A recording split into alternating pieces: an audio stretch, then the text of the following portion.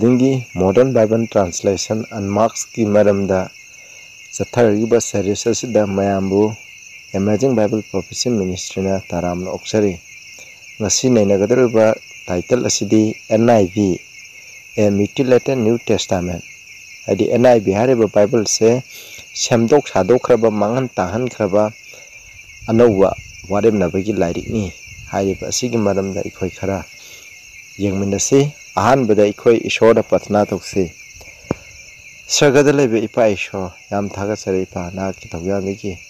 asengba Bible na preserve tawduna original mak natrabasu na ki asumma khudimo putakpiriba Bible preserve tawduna thamba sigidam thagasare haujiti saitana asengba Bible ase mangani ngai kitama hujik ano Bible kyamram translate tawduna ekhoida Bible makhan kyamram phangale hariba sing asigi manungdagi NIV hariba sigi maramda ekhoina khaitang leinagadore masida nahana por pibio Tari Vishnu Kuring the Sumapana the Bopor the Pinaview, Prabhu Jesu Christ in the Kurumzari. Amen. I am but missing that the NIV say, Masina quality apava Bible Nehaina, I am but denominations even Seven the Adventistki, Queen the Lutzingba General Conference na power, Masi High. Adubu Masi Aranbang Actani, I am among the Sua in the series. Eastern stream, Western stream, aduga krai digi anabu Bible sing translate away have digi maram the mamang the nina kre na kone yeng daba taragati mamangi series adu the yeng view isnaw sing ikone yeng ji NIV have said masi the most new versions of the Bible are translated from the ikone high kre hujik leiba anabu Bible gi translation ase koigi Western da Alexandria da leiba moi luching basing na Semdok Shadoklaba aduga makoigi wakalon gi matuna makoigi wakal gi matuna takpi tambininga gidam Semdok Shadoklaba Codex Sinaiticus amsung Codex Vaticanus hariba asidagi translate tawbuni aduna NIV asisum madudagi translate tawrupani ekhoi yengsiko Mark 16 gi 9 je nakoina 9 to 20 verse amkhraba verse niko masi nakoina ek paba matamda iramgani NIV the nakoi phagto yengbiu igani the two most reliable early manuscripts do not have Mark 16 9 to 20 NIV 1978 ki maduda haibani aduna ayamba ekhoina ngajaba yaba ekhoina makha pondaba yaba mamangai gi ariba Bible singda Mark 16 dagi 16 gi 9 to 20 je phangde hai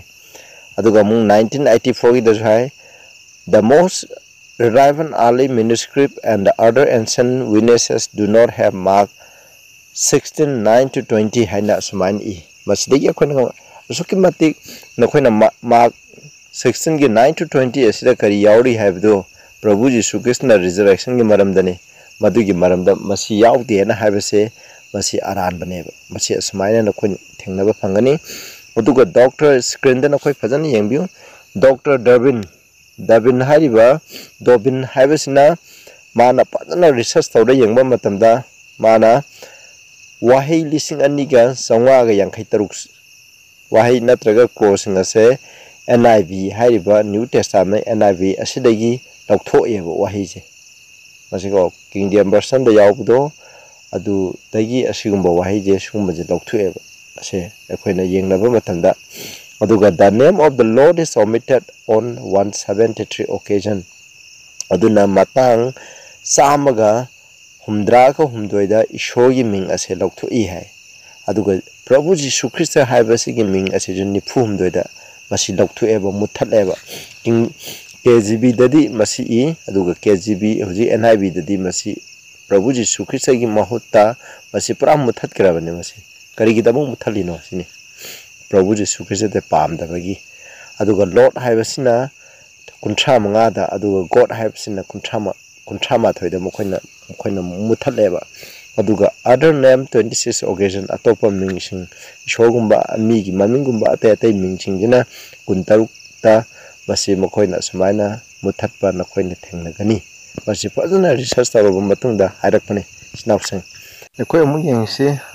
asumba Bible da phongdokpa yam phajakraba asumba kyama asumba khara NIV dagi ekhoina phangdaba ko phangani hariba ina mamang da su text ko tara text tra pura NIV aduga new version sing asidagi pura yaudaba adugi maramda ina akhre madugi manungda khara yengchi Matthew 18:11 For the Son of Man is come to save that which was lost mang khraba mi sing adu kaningai gi dama mi gi masanu pase lakhi habse masi yaude NIV da sumasi yaude masina habdi Prabhu Jisuna ikhoi gi dama kanbiba lai mang khraba ikhoi papta si khraba ikhoi je kanbiba lai haiba sumbase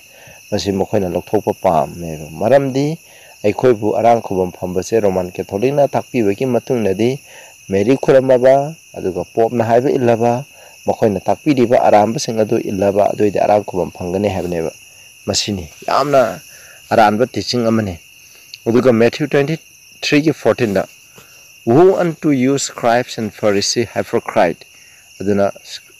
aphas hajaningba scribe Pharisees sing nakoi awabani for ye devour widows houses maramdi nakoina lukhabi sing yum phawba nakoina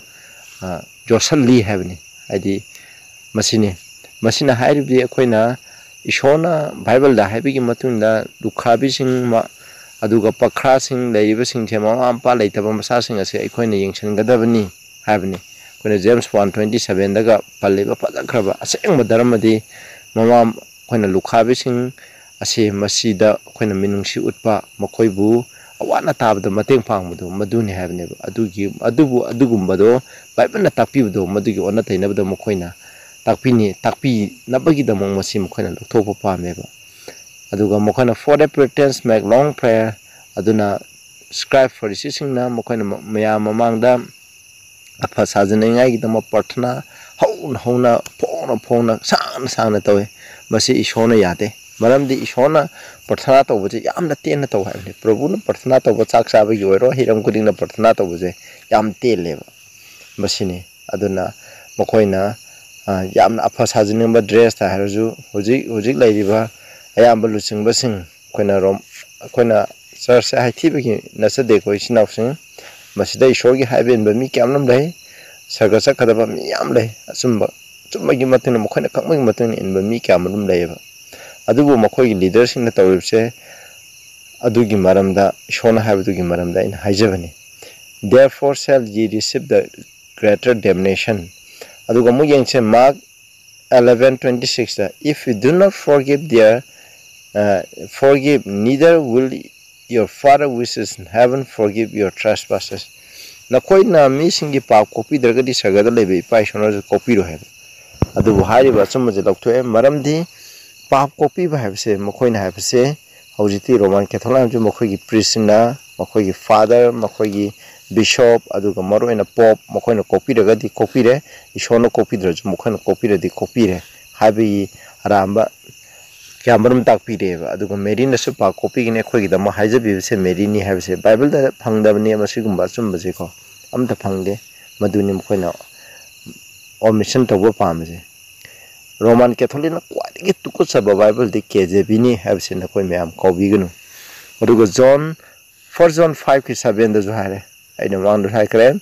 there are three that bear record in heaven sagada ko record toba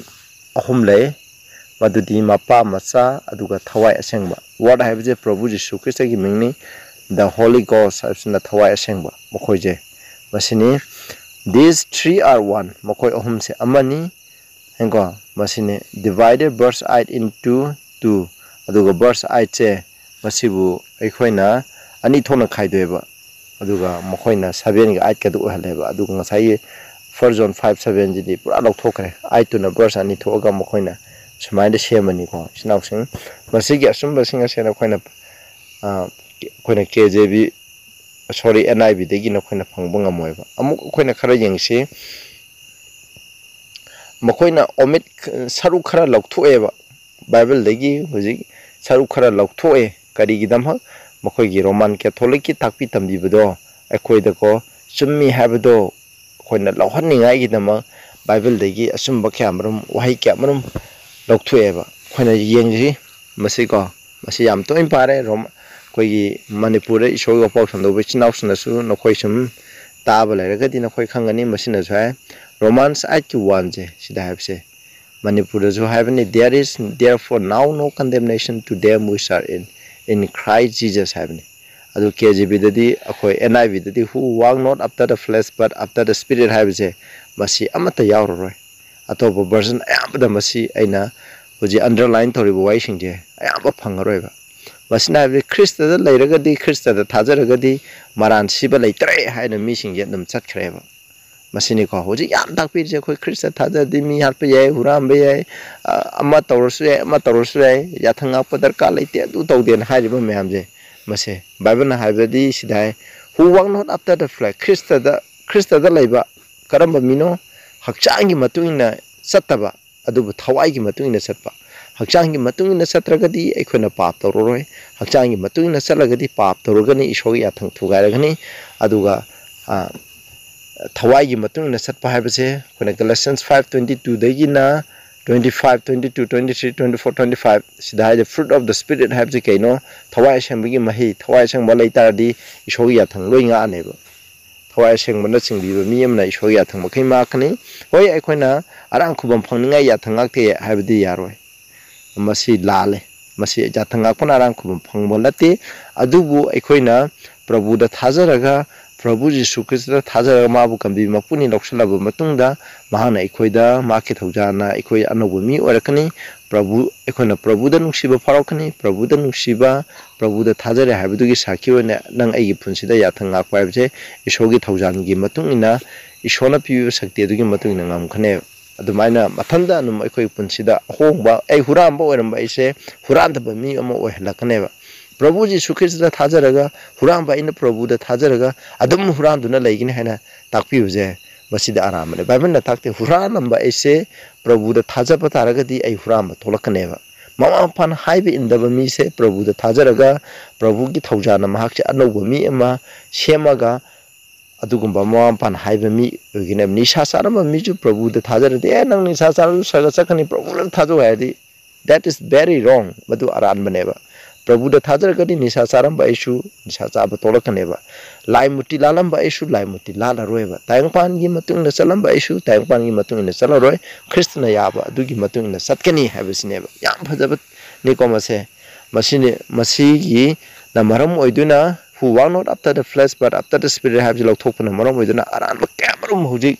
Aikoi, Maite is now singing Maraktasu, Adudanatan Petit, upon Kudinda. Prabhu the Thajaradi Thajau Nang Arankum Pange Tajaba Mikupta Nang Arankum Pange Hina Mission Haeba and the Mikupta Thajaraga I give Punsida I won Bopunsi Emma Laktragadi I Arankum Pangweb now no Poktragadi Arankum Pangweb Sinico the first Peter first Timothy 3 that's why not given to wine Sarski losing Bamanika na Masi Titus sorry Titus Ogiramni no striker, me puna chainaba mi oredamni, not greedy of fedi lucre have the masilok tokre. Madam de masidaje, masina sentum ina conbaze mi hoboya de have never. Adubu Roman Kitolan de masi yayabo, Mokoyi, Lady Bamiam, ina conba do that, Lloyd and Actanico, Masik Amba, Lantung Karamba, ya they have the Mokoy de do late treva, Masinis nothing. Aduga meaning. Differences in meaning meaning Tongamba Laikra, Masida Muyingchico, Yamu Yaminarese, Masida Matthew 19:70 he said unto me, why callest thou me good? Nang na ibukarigam apavako high. At the NIV that who asks me about what is good? Yam ona tainagre. Nang na apavadu maramda kaidobagi hangino high. Hango. Nang na no nasan on mying biro, Jesus replied. I am explain to General, Madam the Paragon of the screen, the President Yangbiro, and the Sana Vocal Candaviro. Acts 3:20.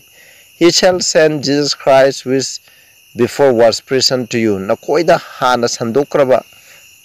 Prabhu Jisu Krista to Mahana Tarakani, Aduga NIV, Danamai, that he may send Christ who was appointed for you. Priska appointed, meaning Canagara is now saying. Wapok Sandokwa, Akoidama. Kandok Pikraba Ibaga, Yam Kenagre. 1 Corinthians 7:38. So then he that giveth her in marriage doth well. Hadi Mabulu Hongiba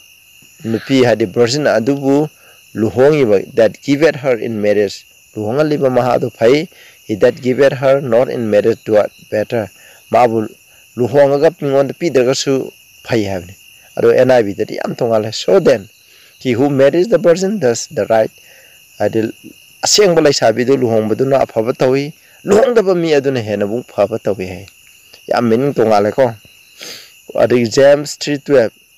so can no fountain both yield soul water and fresh adi isingi food amatada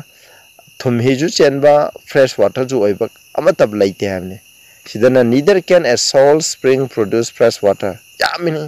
adi thumi chenba ising food amana aseng ising pura ro hamne baibana habna mafam food amada thumi ju chenba fresh water ju oiba animok che leibe aro hamne mokoina thumi chen sidana mu yam meaning tongan gre 2 Peter 2:9 the Lord knoweth how to deliver the godly out of temptation and to reserve the unjust unto the day of judgment to be punished heaven masina NIV to hold the unrighteous for the day judgment while continuing their punishment yam tongan gre ko masina hari mokoina KJV da habijina mokoi budandi piningai gi dama fattaba singje mokoi reserve tawduna thami habni aduga aseng dharma semba singje kamai kan bigine habdu khange habni ambasina dharma sendaba sing ado wayanaba gi dama phaduna pundura thami mokoina mokoi gi dandi do adum satharinge de hai ko masina habdu fattaba singje dandi adum satharinge moi dandi pina adum wayan sathabigi habni Nate is now saying, Saga the wine, but Satari, Satalura Kanda in a pong to Gimatin Tandi Pongjak Davni. Revelation I13 I beheld and heard an angel fly through the midst of heaven, saying with a loud voice, Woe, woe to the inhabitant of the by reason of the other voices of the trumpet of 3 angels which are yet to sound. As I heard an eagle that was flying in the mid-ear call out in loud voice meaning yam khena grace now masing muyang aduga Revelation 20:14 mas yam phajai go masing muyang blessed are they that do his commandment show yathangai bamising yathang tawri bamising do laibuk phabani makoina that they may have right to the tree of life may enter in through the gates into the city haidi ahing bagi yathanga bamising na aikoina ahing bagi upambi do saba phaningai gi dama sargagi gate to lalak satpa phangani habni asida aduga NIV dana blessed are those who wash their robes that they may have right to the sine khenari babse amana mokhogi phiron sam thokcharaba sudokcharaba habni amana yathanga phaimni adu yathanga puga phijon sam thokpuga yam khenagre sinawsing asini ko amu yengse yam phajaba among lere Psalm 51:5 Masi ayam misina behold I was happen in iniquity aije papta aije sembani hamni sem is happen ko aije papta sembani in sin did my mother conceive me adi imana papta uduna ibu mirolai hamni adubu masi hojik takpiri bijadi NIV 1798 adi surely I have been a sinner from birth high Masi Bible na takte ko aije pokpadigi papi ore hamni sinful from the time my mother conceived me imana ibu mirom badigi aije pap chele hai ningo Bible na kaidong da takpite angang amaje pap chelaga pui hena takpide hoi ekhoje koina fallen nature habdi ekhoje haksang sibanai haksang amadadi ekhoje oyeba adudi angang je pokpada pap kaino tawdaba taragadi ekhoina khanbe ai Prabhu Jisu Christ ju maje tayang pa angang oina pokni maje papi ne habitaba adu masidi mi kana asu yaroi aduna yadab duna maram oiduna aramba doctrine amana aramba doctrine amada aduna Mary je ishona pap chendana semgi aduna hoji Roman Catholic na Mary khurmije basi lale ko John the Baptist ju thawai seng baga loina na poe ko base thawai seng baga na loina na poe ba mising ase makhoi pap tawdeba isnausing makhoi kawgumsi aduni makhoi je Prabhu Jisu Christ ju aduni aikoina mi amta aikoi pap taro pokte pap haibse khaino 1 John 3:4 gi matina pap definition haibse kaino ishogi yathang thugai ba habni apik pa angan ishogi yathang haibse karino khangdaba mi amana karamna mangonda pap lei haigdino masiko mangonda mara leite sinawsing aduni ekhona kaurida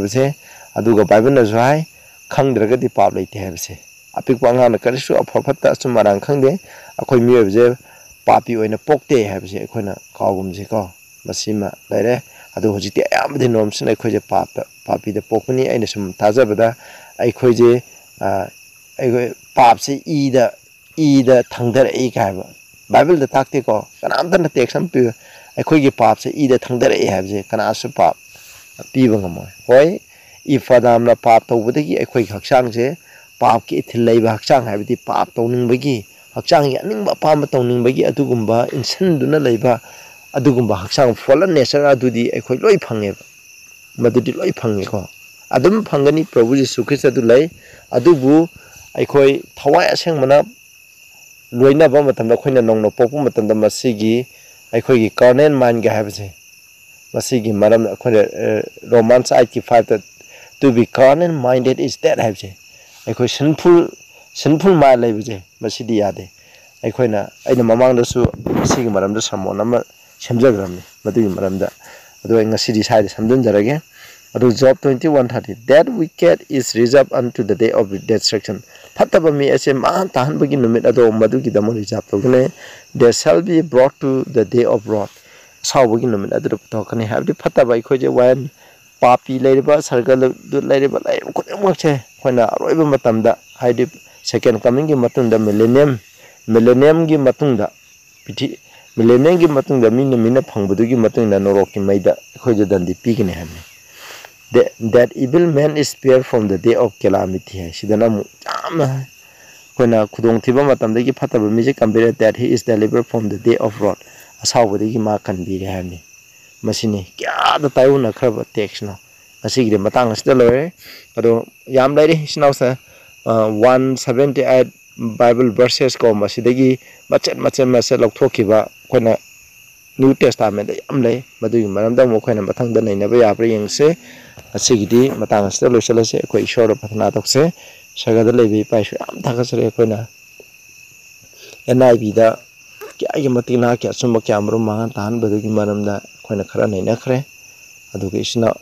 aduga tari bisna option dejna bor pinaview pana na khoi gidam asangba Bible gi doctrine thakpiba adugumba Bible preserve togdam thambiba sigidam thagasare Prabhu Jesu gi mingda pramjari amen.